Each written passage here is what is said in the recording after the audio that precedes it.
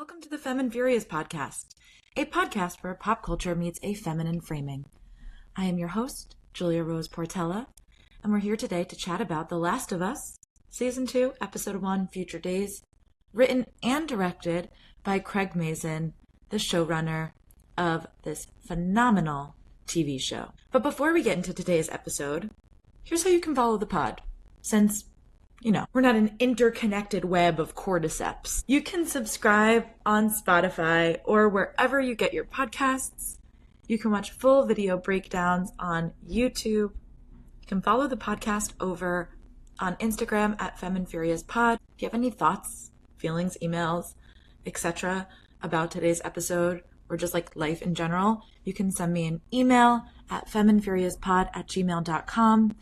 And you can also join the community, Two Femme, Two Furious, which currently is having a special. It is 90% off. And you can join for that $1. You'll be paying $1 for the first month. It's $10 every month after. But it's 90% off right now. The code is LAUNCH, LAUNCH. You use that at checkout. You can join Two Femme, Two Furious for $1 whole. And that gets you the Femme and Furious fully loaded bonus episodes. You will get 15% off on merch and live events. This includes Sunday Brunch, which is a monthly virtual hangout.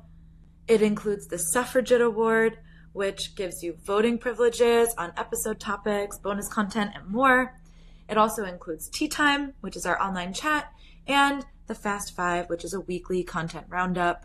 Okay, let's jump into our Femme Frame for this week, where we'll examine this wonderful episode of TV, which perhaps would have been better titled Unadulterated Loathing, because this episode was all about female rage. If we are talking Femme and Furious, this episode had that at its core, okay?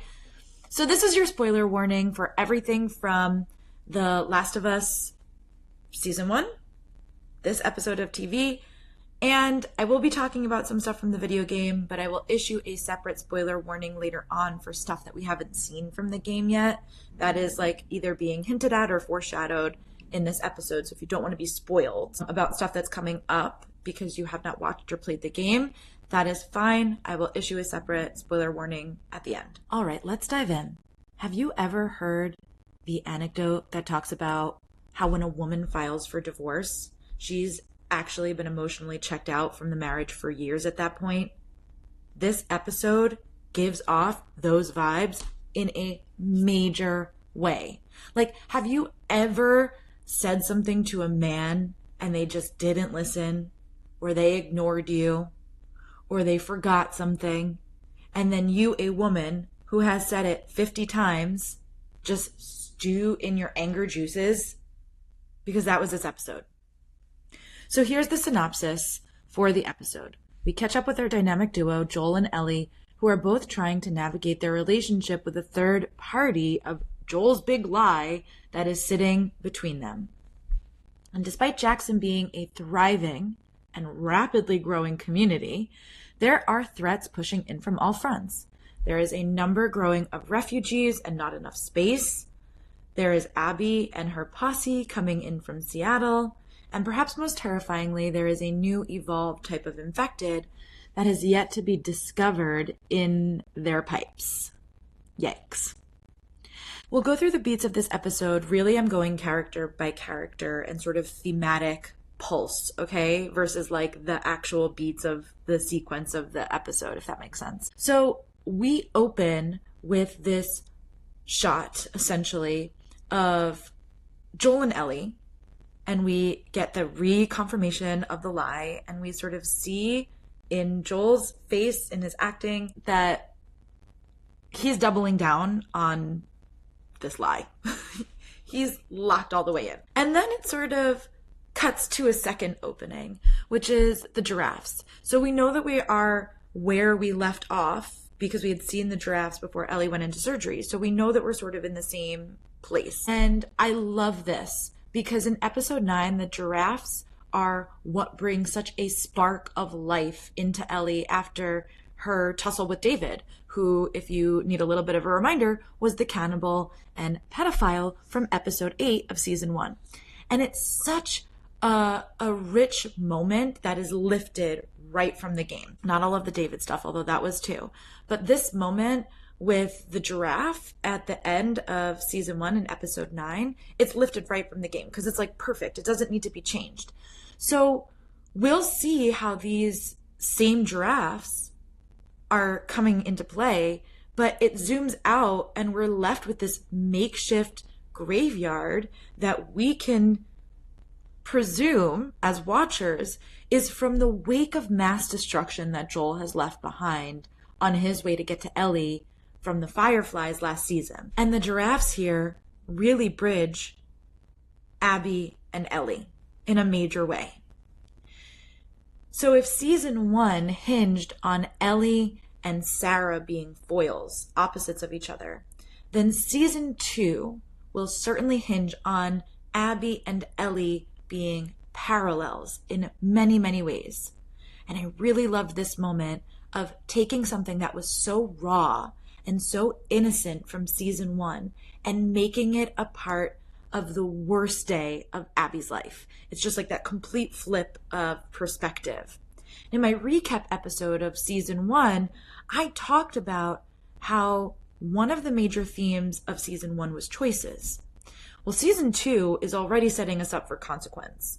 And once again, this is reflected back to us through all of the women that are around Joel, and especially during this first episode. But it's in this first moment where you can visibly see just how many graves there are, like just how many people that Joel plowed through to get to Ellie in season 1. It's a lot. And so we don't know who this Abby character is grieving. You do if you've played the game, but you don't yet in the show. So we meet Abby, and I'm just going to pause here and say that I forgot that Tati Gabrielle was casted for this show, and I was really excited to see her like amongst the posse of people that are with Abby in this opening shot. So if you haven't played the video game, well, neither have I, but I am in the midst of watching a walkthrough of the gameplay. It's phenomenal, by the way. I can't recommend it enough. Like, I understand why people play this game because the graphics, the story, the music, like all of it, it's incredible. Actually, what they've done over at Naughty Dog is really, truly phenomenal. So I still have about 4 hours left to watch, but I'm pretty sure that this moment with the graveyard is a deviation because learning that Abby is a Firefly doesn't come until much later in the game. You have no idea who she is for a really pretty big chunk of the game. So we get it right up top. She's a Firefly, but we know that she's probably connected to somebody that Joel has just murdered. And it's setting us up for a critical threat. Abby wants retaliation. And I think this is also setting us up for something that's going to be really interesting as far as like themes and plot points, because in season 1, Joel makes a choice to save Ellie. And actually, I was watching the making of the episode, and Pedro Pascal says it's not even a choice. It wasn't a choice for Joel. He was not willing to sacrifice Ellie, so there was only one choice in front of him, and that's save her. Get her away from this. And I love that because it's taking this sort of animalistic, primal experience that we have in protecting somebody that we love and care about and, you know, taking that moment and making something of it. And so, you know, he's not willing to sacrifice Ellie. And when we reconnect with these characters at the top of season 2, Ellie is at odds with Joel. And a little bit later, we'll hear Gail, who is the therapist this season, make a distinction between resentment and hate. We are seeing Ellie in her resentment era. She is really deeply resentful of Joel, and not really of him in particular, but of this lie, of this thing that is sitting between them. You know, we know that she loves Joel. We just spent an entire season watching the two of them fuse together and become sort of a conglomerate, an entity, in us, right? The last of us. They are in us. And we know that she loves him. And that's why the lie is the betrayal. Because she knows that he lied to her. And listen, call it what you want, but a woman's intuition is a real thing. We just fucking know things. We don't always have the facts, but we know intuitively when the math ain't mathin'. And Joel's story about the fireflies at the end of season 1 makes no fucking sense, which is really annoying because Ellie was literally drugged and he had time to prepare a lie that was better than this, but I digress. First, he tells her that there are dozens of people, meaning people who are immune to infected. And then he tells her that they're not looking for a cure anymore. These doctors that they just spent this entire season 1 getting to, they're no longer looking for a cure. And then he says that this hospital was attacked by raiders, and that's why he had to get her out of there before she is able to come out of the anesthesia. And you can just see, as he's saying all of this, like on Bella Ramsey's face as Ellie, you can just see the alarm bells ringing in Ellie's ears, because all of that separately maybe makes sense, but all of it together as a snowball story is like, wait, what? And we know that Ellie is smart. We know she's smart from season 1. We spent so much time with her learning how smart she is. So when we get to this pivotal moment at the end, and then really at the beginning of this episode, not only has he taken her purpose away, which maybe Ellie as a character could have lived with him taking that choice away from her. Maybe she could have lived with that, but it's the lie that does her in. And it's this lie that she's been festering in, that their relationship has been festering in for 5 years, because we jump ahead into the future in this game. So it hurts to see them so at odds with each other because, of course, for Joel, Ellie is his purpose. So this one lie, and it is a pretty big lie, has created such a rift between them, and it's taking Joel's purpose as her father or her father figure and stuffing it out.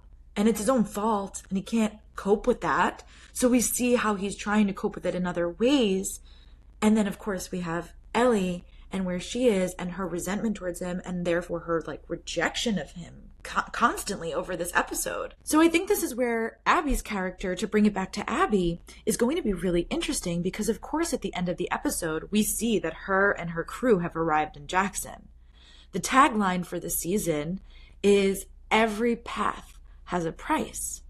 Okay, well, when Joel, who was backed into a corner in season 1 because the person he loves and cares about most is being threatened, when he chooses the path to save Ellie, the price is that he's clearly killed somebody that Abby loves and maybe somebody that she wouldn't have been able to sacrifice.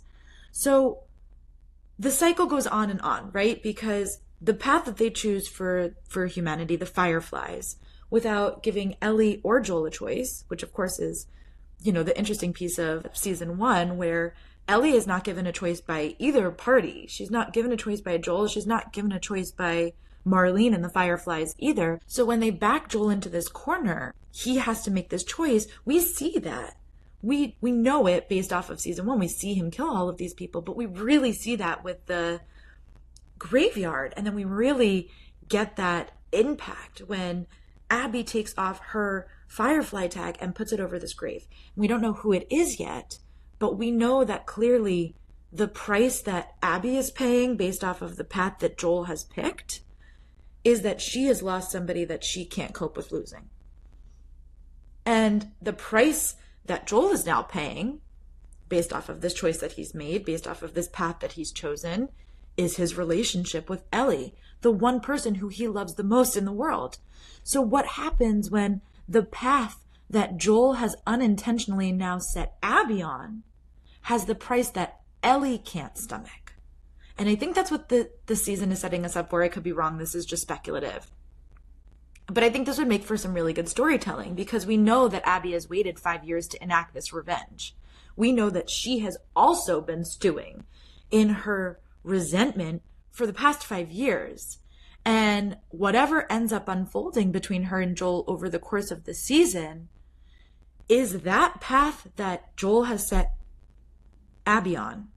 Is the price of that Ellie's understanding of exactly what Joel was feeling when he felt that he had no choice, when he was backed into a corner. And so now if Joel's life is the one that's at risk, which of course it's at risk all the time, there's infected, there's other things, there's elements, right? We see like the harsh elements of Jackson. So it's not like Joel is cushy, comfy, cozy, but in this settlement that they have in Jackson, close enough to it for the most part. And so what happens if Ellie is backed into a corner where now Joel's life is the one that's at risk, where Joel's life is the one that's at stake? Would Ellie then come to an understanding of why he lied? Because in some capacity, he knows that he's taken away her purpose, and he knows that admitting that to her is going to be difficult. I took this away from you, but it's because I couldn't lose something. Perhaps. But again, will she be able to understand that and maybe empathize with that when the one person that she loves, that she's facing this betrayal day after day, every day that Joel doesn't tell her what is happening, he's betraying her. And if she knows that at the end of the season, or whenever this inevitability of Joel and Abby coming together and really coming into the confrontation of what Joel has done, will Ellie then be backed into a corner to understand and empathize with Joel when Joel's the one who now is at stake? So I don't know. I just think that would make for really interesting storytelling. And I think that's maybe what they're setting up Abby's character to do in this season, which is a little bit divergent from who she is in the video game. And we'll talk about that a little bit later in the spoiler section, because I don't want to spoil any of that for people who haven't watched or played the game. So I'll also say this. If I'm thinking about larger overarching storytelling, I think the show, when the story is complete, when the story is rounded out as a full arc from season 1 until the last season, whenever that may be, I think the ending needs to end with Ellie ultimately making the sacrifice for humanity. And I think Joel has to let her. And I think that would make for the most interesting storytelling that we get to see where this season goes. We get to see them fusing together. Now we get to see them sort of having been ripped apart by the lie of the consequence. I think we need to see them refuse together. And then I think we will see Ellie make this sacrifice for humanity. So in my head, as far as like overarching storytelling, I think that's where they're going with the overarching story. I don't think that's what we'll see all in this season, but I think we're seeing the weight of their division. And I think sort of towards the end of the season, we'll see them start to come together. I don't know that, obviously. And this season, I think, is going to be really divergent from the game. I think it has to be. And again, we'll talk about some of that a little bit later. But I think that will be a really nice place for the story to take us back to, is that Ellie can make this choice and that there's been enough that has happened between them that Joel can let her. All right, so let's jump into another character who I think is really interesting and who I think will have an interesting role this season, and that's Maria. Because Maria is another person who really didn't like Joel much, and she's seemingly come to accept him. I don't think she has a choice, really. She can be resistant to him all she wants, but at the end of the day, he's Tommy's brother. So now Maria is a part of the pack, right? It's almost jarring to see him in this role from season 1. He's a foreman for their commune's construction. You know, he's an uncle. He's showing Dina how to wire stuff and fuse stuff together. He's got glasses on. He looks a little bit older. He seems a little bit calmer. We know that he's going to therapy. He's using therapy phrases. And then Maria comes along. And in sort of stark contrast to where we just meet Joel in this place where you're like, who is this character? Because he's not the person that we've just spent an entire season getting to know. Maria comes in and says to him, we need to build faster because we need to take on more refugees, which I think is actually how they're going to set up Abby and her crew coming into the settlement. Joel disagrees with her. He's like, no. He's like, I can only build as fast as I can build. We only have as many resources as we have. And Maria essentially poses the question, the philosophical question, well, isn't this our responsibility to take on as many people? They need help. And Joel goes, no, our responsibility is to protect our own. And it's in that moment with Maria that you're like, there you are, Joel. There you are. And we've known that this is who Joel is from the pilot episode. Because when the outbreak happens, they get in the car, right? And they pass a family who's in need.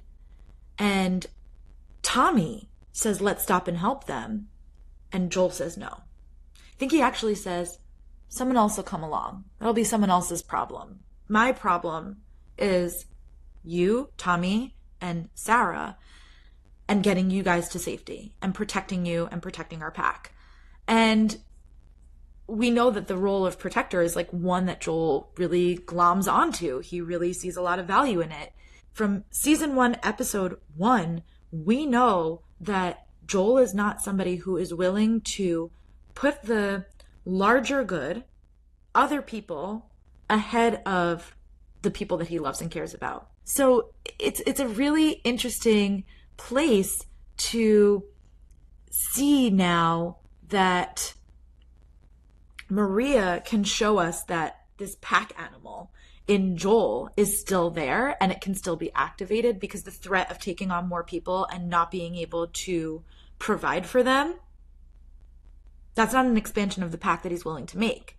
Not when it's going to come at the risk of Maria and Tommy and Ellie and all of these other people that he loves and cares about, perhaps in this commune in the past 5 years that he's been there. He's a pillar of their society, so we know that he cares about them. People know who he is. And people are threatened by him, by the way. So it's not that he doesn't have this like menacing side to him, but it's that we know that he's still prioritizing the people he loves and cares about, and he's not willing to take on more people. So Maria is going to play this role that Marlene kind of played last season, where the two of them are at odds, but you can hold both of their truths in reality. Because in reality, they're both right. There are just only so many resources that are available in the very elemental Jackson, Wyoming, in the midst of a mushroom apocalypse. And Maria is also correct to point out that Joel was once a refugee, and that Jackson, as a collective, took him in and took Ellie in and provided for him. And now look at what he's become. He's become a pillar of their society. And so shouldn't we be providing that for other people? Isn't that the point of living on? So I say it because I think it's really interesting, and I think they're both true. And I think that one of the things that The Last of Us does really prominently and poignantly, and does it really well, is to ask us to hold conflicting truths in our minds and our hearts without recognizing that there's a definitive right or wrong. There is no definitive right or wrong.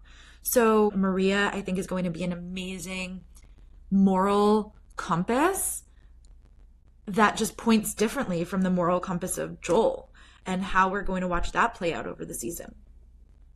And then we get to meet Gail, who is a new character. We've never met her before in the video game, and I fucking loved this scene. I loved this scene so much, because in the game, Eugene is a character who is already dead. So we hear about him, we feel his presence along the journey of the gameplay, but we don't actually ever get to meet him. And in fact, Dina calls him a loner in the video game. I'm going to say this here because I don't think it's a spoiler, because I don't think we'll come back to this particular moment or language around Eugene in particular, since they're changing his character so drastically. But in the video game, there is a point where they find, one of the patrol points that Eugene was supposed to be at. And they're like, oh, it was a sex den. They're like making a joke about what he's done to this place. And Dina goes, well, I hope for his sake it was a sex den, because, man, he was lonely. And we know that Dina and Eugene had a connection, that they were sort of friends, but he's not somebody who we get the impression through gameplay that he was married and had a wife, etc. And also, through gameplay, we've never had this character of Gail. There is no therapist. There is no Joel in therapy in the version of the game that we play. So this is a nice deviation from some of the gameplay, and I think it's a nice addition to have a therapist be a part of the story. And I think it's nice to give some color to Eugene, who deals weed in the game. You see that he has a huge weed den. It's not a sex den, it's a weed den. And Joel pays Gail here in weed, and she sort of nods to it, and she's like, even in the worst of winter, Eugene had better weed than this. But fine, I accept this payment. Let's move on. So I loved that we got this character of Gail. I think she provides a lot of comic relief, but also I think she is going to play sort of that larger role of therapist and give us a lot of emotional arc points for Joel and maybe some other characters across the season. So I love, again, that this idea of a woman's intuition and her rage really comes into play with Gail, and also her expertise here, because she knows that Joel is lying to her too. She knows that he's omitting something. She knows that this is not normal, typical 19-year-old apocalyptic, end of the world kind of stuff with her dad. And she even points out, you're not her dad. You are not her father. She says it gently, but she does make the point that he's not her father. And I think she even says something along the lines too of like, it's been 5 sessions and you haven't gotten to the heart of the matter yet. And this is like echoing the 5 years that we've spent percolating in this lie with Ellie. So I really love that she then just unloads on him, because we've just heard Joel say, I'm a good person. Why doesn't, Dina likes me and Dina understands me? He's being a little petulant here. Why doesn't Ellie like me and understand me? Especially when we know that Ellie likes and understands him. Again, we spent this whole season 1 watching them fuse together, watching them be echoes of the same person. And even, a little bit earlier in this episode where Tommy says, I learned not to fight with Joel about this because Joel's always going to win. And then he goes on a little bit later in this argument with Ellie to say, well, you're just like Joel. And she goes, well, then you know that you're not going to win. If you think that we're just alike and you just said that he's somebody that you don't win an argument against, then you should just succumb now because you're not going to win this argument. And he does. He backs down. So I think it's really interesting that we're getting this sort of petulant outburst from Joel, who just so desperately clearly wants to have this connection with Ellie. And we hear him say that he's a good person. And Gail is an interesting character to add to the mix as Joel comes to terms with what he has done in season 1, and more importantly, how that choice that he made has eroded the trust of the person that he loves and cares about most. Gail says, you can't heal something unless you're brave enough to say it out loud. And of course, she's talking about herself, but she's also inviting Joel into the conversation because she unloads and she then tells him that she hates him. She more than resents him. She hates Joel. But we get what the emotional arc is now going to be for Joel for season 2. The emotional arc is, I have to look this lie in the face and I have to say it out loud. I have to be brave enough to say it out loud. And that's how I will heal my relationship with Ellie. So we also meet Dina in this episode. Interesting character. I wasn't sure how I was feeling about her because I'm very used to the video game version, and the portrayal is different, and you want them to be different. I don't want them to be the same version. Also, we're not getting the same show. The gameplay is quite different from the show, but I wasn't sure how I was feeling about it at first. And she's an interesting character. So in the Last of Us season 1 podcast, the official podcast with Troy Baker and Neil Druckmann and Craig Mazin says something like, the world stopped in 2003. So we don't have gay rights the same way that we have them today. And I thought that was a really interesting point because as a viewer, we've gone through 2013. We've had the Defense of Marriage Act. We've had pride parades.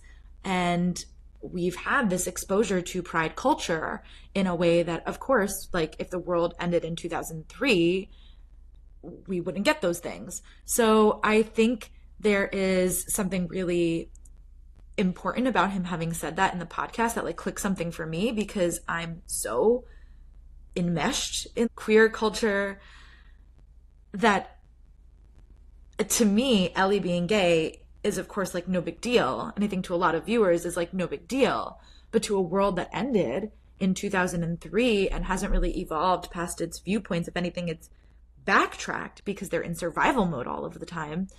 It's really interesting then to put this character of Dina in the mix. And I say that because Dina comes along into the show and she sort of pokes and prods about another character, Kat, who we don't really get to spend any time with. And she sort of groups Ellie and Kat together. she goes, well, she's the other one. Like, are you taking her to this dance that we're having? Are you bringing her? Because she's the other one. Meaning, she's the other lesbian. She's like you. So again, an us versus them in the show, which The Last of Us likes to do. Well, surprise, we learn that Ellie is already interested in Dina. She's not interested in Kat. And that Dina will end up becoming the romantic interest and partner for Ellie throughout the season. But it's this little moment that she's talking about Kat, that Dina's talking about Kat, that also sets us up for the confrontation later with Seth, when he basically calls them out for kissing. He's like, this isn't appropriate. This is a family event.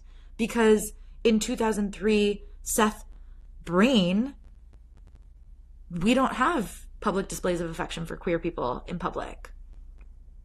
So this is also really nice that we get to see this moment, because we don't get to see this in the video game. And in the video game, this conversation about what happens is happening between Jesse, who we meet in this episode, and Ellie, and they're getting ready to go on patrol. And he goes, you know, you're the talk of the town this morning. So Jesse goes, well, you kissed my girlfriend. And she goes, well, she kissed me. Dina kissed me.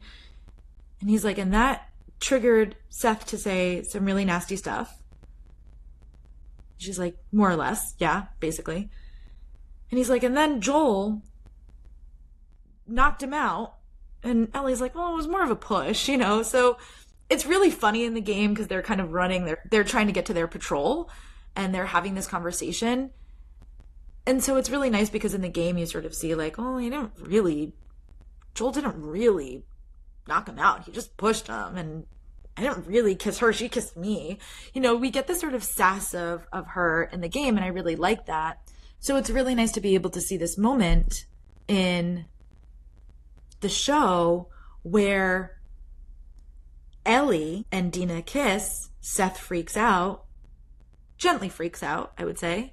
But whatever. They start to get into an altercation, and Joel comes right to the rescue. And what I love about this is you see in this moment how much he still wants to protect her. And you see in this moment how maybe she would have been okay with that if she knew what had actually happened. Maybe she would have let him step into this role. But now she has the safety of Jackson. She has some independence. She's 19. She's not a little girl anymore. And not only does she want to establish her own personhood, but she's been so angry at Joel that when he does this, she just flips out. She's like, what's wrong with you? What is wrong with you? And this just creates this, you know, this little crack that was the lie at the end of season 1 has become a fissure and then has become a chasm. And it just keeps spreading and keeps widening. And they're across each other from this wide chasm, looking at each other. Who are you? What are you doing? Why are you fighting Seth over this? Ellie is somebody who, in season 1, was quite activated by violence, tempted by it, seduced by it. So this may not have been something that was so anger-producing for her in season 2 if that crack wasn't now a chasm. If that lie hadn't festered and stewed. If that lie hadn't grown and snowballed into what it is. And that brings us then to Ellie, of course. So it seems to me a bit like Ellie is being a little reckless with her life in this version of story. And I'm not sure if that's intentional or not. I'm not sure if that's an intentional choice. I'm not sure if that's something they'll continue to flesh out over the course of the season. But we meet Ellie at the beginning of this season, season 2. She's fighting. She doesn't really honor the tap out. She yells at Jesse and this guy that she's fighting with not to pull punches. And of course, like, the response to that is, I told him to pull his punches because if he didn't, he would knock you out, and I don't want to deal with Joel. And then the same thing, Tommy says, I'm not putting you on patrol because Joel doesn't want you on patrol, and I don't want to deal with Joel. So the more that she's around these people, she's not directly engaging with Joel. She's angry with him. But indirectly, we're getting that he is still influencing and impacting her life and taking her choices away. This very thing that he's done in season 1 If she wants to fight and get knocked out because she's preparing for the zombie apocalypse, okay, fine. That's her choice. If she wants to go on patrol and risk her life because that's going to give her purpose because she knows she can't get infected, that's her choice. And Joel is using the people around her to take those choices away, maybe not even intentionally. Maybe he's not even intentionally telling them to do that, but people's fear of Joel and his response to what happens to Ellie, without any of them even knowing, maybe Tommy knows, but without any of them even knowing what happened in the hospital at the end of season 1, they're still afraid of what Joel will do if they find out that Ellie has been hurt, and if they've been hurt on their watch, even if it was her choice to get hurt. So this is causing her to act out even more, right? It makes her more pissed off. It makes her more reckless because she keeps trying to define her own personhood. And so the more that these people around her and essentially Joel take away these choices, the more reckless it seems that she gets. And so they let her go on patrol, and they're like, if you brush up against anything, don't go into it, come back, get a larger patrol, and we'll all go out and handle it together. And so what do they see? They see this huge bear that's been attacked by infected. It's gory, bloody mess. There's dead infected all over the place. And Dina and Ellie together clock that one of the infected is still in the building. And so they decide to go after it, even though this goes directly against the orders that they just received. And part of that to me feels like it's driven by Ellie's recklessness, her desire to just step away from Joel and this authority shadow that Joel has casted over her. And that's when we get to meet this new infected, the stalker. And it's absolutely terrifying. I was in a hotel. I'm in a hotel recording this. If you're watching, you can see. I turned off the episode. I sat down to start writing my outline for this episode of the podcast. And I went to the bathroom and all of the lights were off. And I did have like a moment of like, that was terrifying. Because in the video game, the infected are much more prominent. They pose a much larger threat. And because season 1 focused so much more on like the threat of humanity, the threat that humans pose when they're pushed to these places of depravity, I think it was an interesting choice that they made. But there's not as much infected in season 1 of the TV show that there is in the video games 1 and 2. You're just constantly fighting off infected in the video game. So I love that they make this evolved threat of what the infected is. That it's not just that they're zombies, it's that they're now, the cordyceps is now evolving. It's now making them smart. It's making these stalker infected. It's making them strategic. So I love that we get this new threat. This is the major threat, right? The overarching threat. Because at the end of the episode, what do we see? We see the broken pipes that they were working on in the beginning of the episode. And we see that the tendrils are coming out of it in the same way that they were coming out of her nose, like almost sniffing Ellie and being like, what are you? Before Ellie kills her. And she gets her, right? She bites her. And we see like a little tendril come out that Ellie ends up cutting out later. But again, just like super reckless because she knows she's not infected. But now this infection is evolving. Perhaps she could be at risk. We don't know.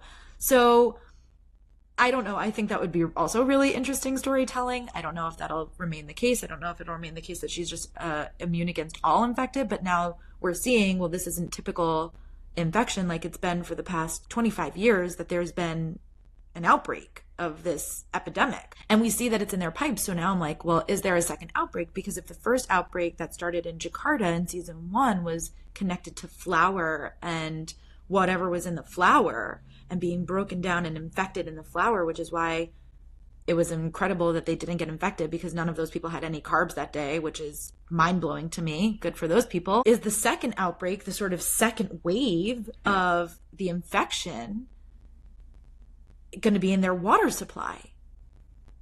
I don't know. This is just a theory, but that was sort of my takeaway of what they're hinting at there.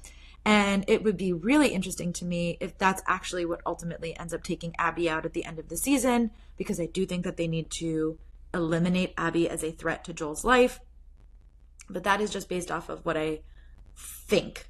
That's speculative. I don't know. All right, so episode 1 in the books. Let's crack open the burn book and see what our superlatives for this episode are. We have our Bold and Bothered award, which to me goes to Abby saying slowly in reference to killing Joel. It's not just like we're going to kill him. There's this long pause, long beat. And who we know in the video game is Owen. Owen's like, what? And she's like, we kill him slowly. Bold and Bothered, baby. The Shiro award goes to Maria for pointing out that Joel, too, was also a refugee. The Femme Fatale award. Okay, this was really... I went back and forth about where I wanted to put stuff in this order, but I decided to give it to Ellie when Ellie and Tommy are having the conversation and she says, I'm immune. And Tommy's like, we don't talk about that. And she just starts screaming, I was bit, I'm immune. Because she's just so frustrated about this thing that is sitting between her and Joel. It's not really Tommy that she's frustrated with in that moment. It's this thing, this weight of the cure for humanity was in her hands. And she knows, she doesn't know what Joel did, but she knows that he did something. And this is sitting there. So this femme fatale, smash the patriarchy sort of moment is when she's just screaming out and it's echoing out into this world. I am immune. Okay, the Speak Your Truth trophy. It goes to Gail, who says, you can't kill something unless you're brave enough to say it out loud. And then she goes on to say this whole rant about how she hates Joel for killing her husband. And to me, my understanding of this was that in this version of the story, Eugene got infected and Joel killed him. And because she says something along the lines of like, I know why you had to do it, but I still resent you for doing it. I still hate you for having to do it. So to me, it seems along the lines like Eugene got infected and Joel put him out of his misery, essentially. That was my taking of it. But I loved this line of you can't heal something unless you're brave enough to say it out loud. I think that's going to be a real huge theme for this episode. And then the honorary heartthrob, of course, it's got to be Dina, where we get this scene of them dancing together and she goes, maybe they're staring at you. And Ellie's like, there's nothing to stare at. They're staring at you. She's like, maybe they're jealous of you. And Ellie goes, of course they're not jealous of me. I don't pose a threat to them, because she recognizes that Dina is beautiful and charismatic and, you know, like a beacon of light that we see bringing so much joy into the commune. And Dina responds with, oh, Ellie, I think they should be terrified of you. 12 out of 10. No notes. No motherfucking notes. I thought that was perfect. I really liked that. That like flipped Dina's character around for me. I was like, oh, I love this. And I love this version of Dina and Ellie because they have to be different than they are in the game. In the game, Ellie has a little bit more swagger, I want to say.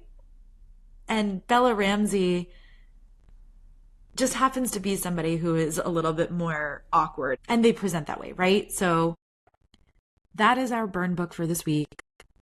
Before we go, I'm going to talk about some spoilers for the game. Do not stick around if you do not want to be spoiled about things that happen in the game that may potentially happen in the show. Okay? 3, 2, 1. So in the game, we know that Abby kills Joel. It happens in like the first hour of gameplay, like the first hour and a half, really. Now, we can't kill Pedro Pascal off the show, because then who's fueling this show as far as star power goes? And I love Bella Ramsey, but they are not enough to carry, I think, people into a season 3. If Pedro Pascal was no longer on the show, I think a lot of viewership would drop off. So knowing that and knowing that you have this sort of ace in your pocket, the showrunners, I don't think they will get rid of Pedro Pascal. That doesn't mean that they can't change up. That doesn't mean Joel can't get kidnapped. That doesn't mean he can't get hurt. That doesn't mean there's no threat, that doesn't mean anything. It just means that I do not think that Joel will die by Abby's hand. So what I think is going to happen is that the larger overarching threat of Abby pushes Joel and Ellie back together, and I think we'll see how that ends up playing out. But that's just something that it has to be talked about because Abby is here. She's a part of the show. But I think that'll play out differently. I also thought it was really funny because when they're going into this house that they're doing, their mission on, I think it's really funny because somebody says, like, what if there's a baby in there? They're Ellie and Dina are like joking. They're like, what if there's a toddler in there? What if there's a baby? And Kat's like, there's no baby in there. But this is obviously winking and nodding at Dina, who later in the gameplay is pregnant. And at this point, her and Ellie are already together. They're in a relationship and it's Jesse's and they are figuring that out. But she is pregnant for a part of the game. So it'll be interesting to see if they're just winking and nodding at that or that we need to be on pregnancy watch for Dina for the rest of the season. All right. Thanks so much for tuning in to this week's episode of Femme Furious. If you liked this episode, share it out with your friends, share it on social media, leave a comment, tag me in it. I would love to see it. I'll see you guys on Thursday, where I will be doing Feel Good Femme Anthems specifically for 2024. Okay. And then we'll be back here next Monday for our next deep dive into season 2, episode 2. And until then, be brave enough to say your truth out loud.